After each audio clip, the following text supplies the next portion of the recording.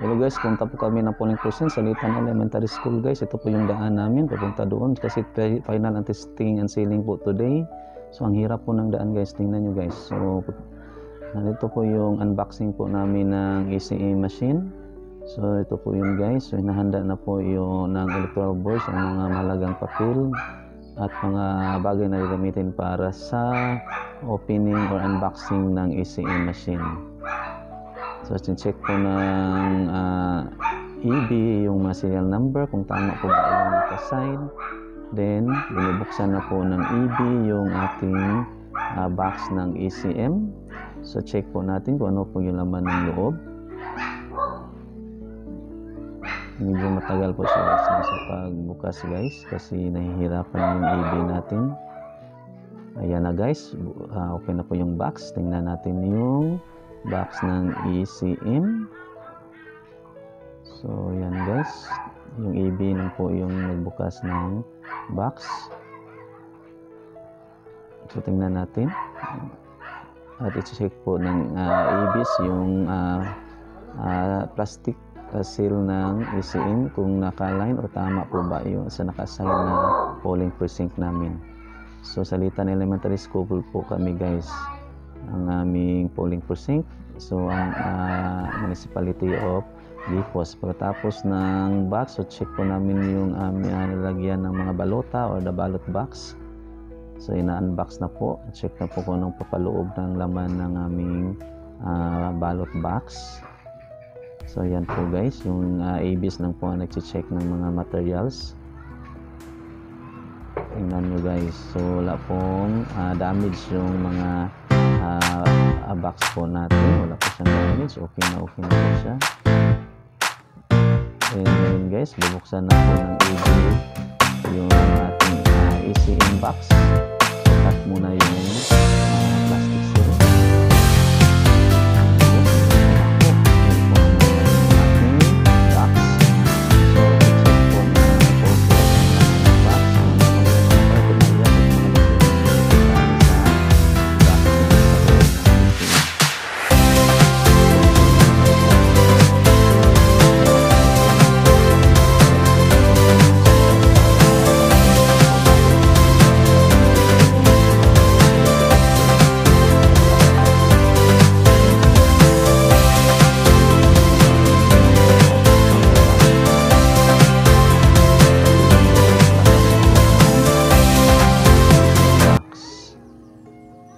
Tapos ini-install na po ng chairman yung ating ECM, yung automated counting machine. Ini-install na po niya doon sa ballot box. So with the presence po ito guys ng mga watcher both parties. So yan po yung silyo ng ating memory card guys. So naka-sealed pa po siya guys. So hindi pa siya nabuksan. So ibig sabihin hindi pa siya nabuksan at nakasilyo po siya. So safety pa po yung memory card. So ayan na po guys, ini-install na po natin yung ating ECM machine. Nakapatong po siya sa ating ballot box. So nilagay na po yung privacy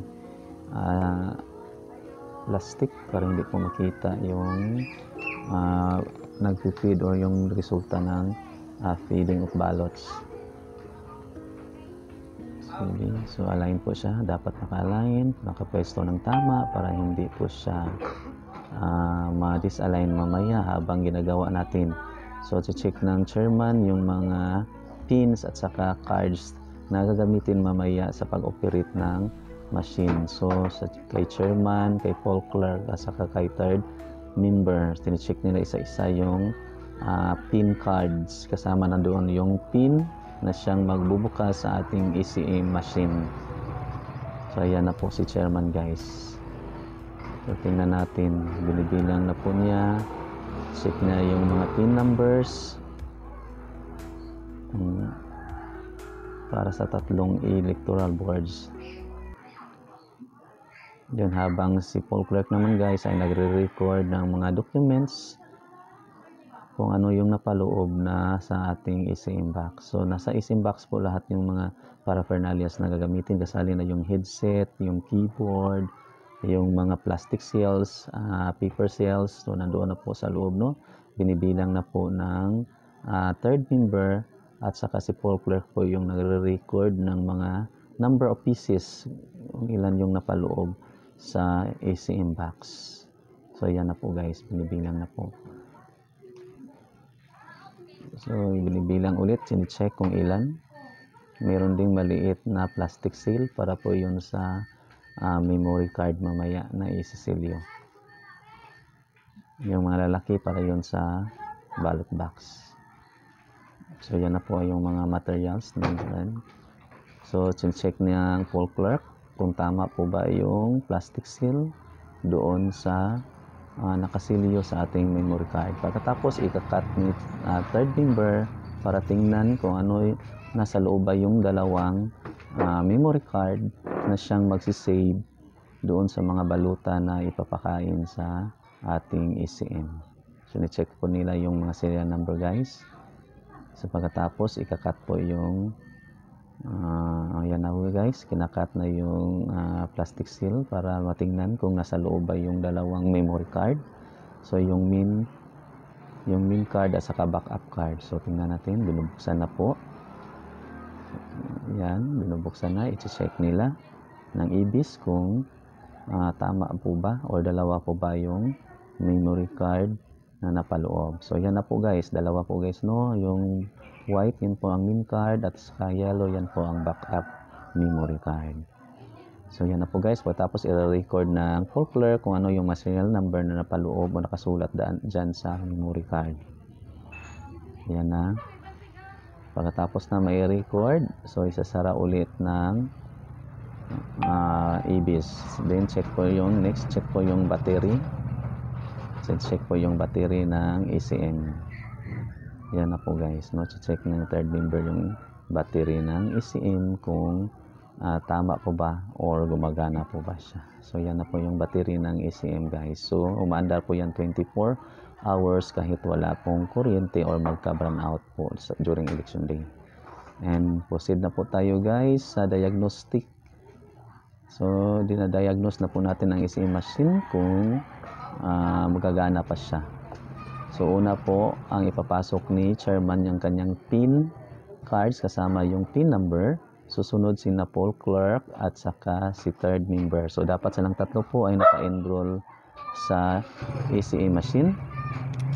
At i-enter po nila yung PIN nila isa't isa.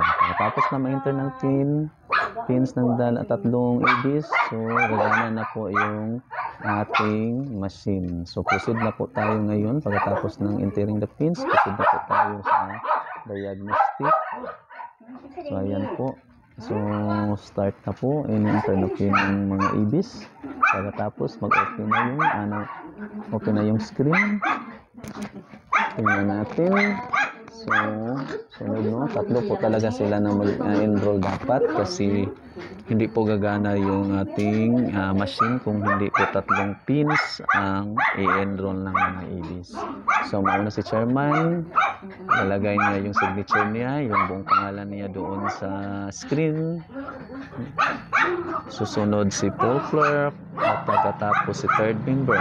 So napakahalaga po mag-enroll ng pangalan yung mga IBIS natin para pag-print ng mga election returns nakasulat na yung pangalan nila at pipirma na lamang sila. So hindi na kailangan isusulat nila uli yung buong pangalan nila. So kailangan talaga i-enroll yung pangalan nila sa ECM para mamaya pag-print ng election return, so pipirmahan na lang nila sa taas yung pangalan nila. So yan na po, ini-input na po ni chairman yung kanyang buong pangalan. So tingnan natin. So ayan na, tapos susunod na po yung Paul Clerk sa third member. Ayan na po, naka-enroll na po si chairman. Susunod na po si Paul Clerk at pagkatapos, yun na po, tapos na yung enrollment. Proceed na po tayo doon sa diagnostic. So iti-test ni chairman yung screen kung gagana ba ang lahat ng side. Ayan na po, ginagawa na ni chairman yung checking of the screen kung gagana po yung screen natin, lahat na pong sides ng screen natin kung gagana siya. So ayan na po. Okay, gumagana na po yung screen, lahat na po ng side ay ginagawa na po ni chairman ang testing ng screen po natin kasi touchscreen po siya. So ayan na po, tapos na po. Na-check na, pagkatapos sunod na po natin ang headset. Kung gagana po ba yung headset. Pagkatapos ng headset, susunod na po dito yung keypad po natin. So ito-testing po yung mga keypad at saka headset. Kung gagana kasi ginagamit yung keypad at saka headset sa mga PWD. Kung example, bulag yung booters natin, so yung headset po ang gagamitin niya. Then pagkatapos yung scanner ng ECM gumagana pa at yung feeding po ng baluta, kung kumakain po ng baluta yung machine. So yan po, tapos na po yan lahat guys. Successful po ang ginawang diagnostic natin. So hintayin na lang po natin yung mga reports na ipiprint ng machine kasi kailangan yun ng maibis para sa kanilang reporting. So ayan na po, diagnostic po no. So tinetest po ng machine yung baluta, lahat ng sides, front and back ng baluta. Check po niya kung gagana po siya. So tingnan natin guys. Hintayin lang po natin matapos yung diagnostic ng baluta. Pagkatapos niyan, so magpiprint ng report si ECM kung successful pa lahat yung ginawa na testing natin sa ating machine. So with the witness po ito guys no, ng mga watchers both parties. Dalawa kasi yung partido na tumatakbo dito sa amin. So may mga watchers po dyan at nagbi-video dito sila kung paano ginagawa yung testing and sealing ng ating ECM machine. So medyo matagal po yung pag-diagnostic. So ayan na guys. Nakita na yung scan, no? Yung mga balota. So naka-reflect na po sa machine yung mga balota, yung mga pangalan ng mga tao o mga politicians. Pagkatapos proceed na po tayo sa printing of result na po. So ipaprint na po yung result kung lahat ba na ginagawa natin, pinaperform natin na diagnostic ay tama po ba. Then, proceed na po tayo sa open voting. So, ito po yung pagsisimula na mag-start na po na mag-vote yung mga botante natin. So, ayan na po. 10 tao po yun na ang sample natin na nagbuboto. Mula po yan, watcher po yan mula sa dalawang partido. So, binigyan po natin sila ng 10 balota. Yan po ay papakain natin. So, ballot feeding na po, guys. Yan, ballot feeding na po. Tingnan natin kung successful ba ang pag-ballot feeding. At may lalabas na resibo po siya na titingnan ni voter kung tama ba yung kanyang binuto. Yun ay tatawag na BVFAT po guys. So tingnan natin pagkatapos na ma-scan yung baluta, lalabas po yung resibo at i-check na po yun ni voter. So yan na po ang resibo guys. Itatawag na BVFAT. I-check kung tama po yung nabuto. Then pagkatapos punta na po tayo sa close voting na po tayo guys. So yan, si chairman na po ang nag-input ng kanyang PIN para sa close voting. Yan na po ang time na magka-count na po si machine. So tapos si chairman, susunod si poll clerk. Dalawa po silang mag-input ng kanilang pins para gagana yung counting. So yun na po guys, proceed na po sila sa close voting or mayroon proceed na po sa counting of votes. So lalabas na po yung election returns. So lalabas o tapos po ng enter ng mga pins, lalabas na po yung election returns. Ibig sabihin tapos na yung butuhan at bibilangin na ng machine yung mga balota na kanyang na-feed. So lahat po ng ABs ay mag-enter na kanilang pins para sa counting of votes. So si poll clerk, si third member at si chairman po yung mauna. So hintayin po natin kung magpiprint na po ng balota. So ayan na po guys. So tatlo po dapat yung magpipin ng magbibigay ng pin numbers. Sige, yan na po yung election return guys. So nagprint na po si ECM ng election returns. So ang kanyang ipiprint na election returns ay 9 po sa local at meron din po sa national. So yan na po. Pagkatapos niyan, titingnan natin kung ilang boto ang nakuha ng bawat politicians. So siyam na election return pang i-print para sa local po yan. So hintayin po natin matapos yung siyam na election. Ayan na po guys, yung resulta ng counting.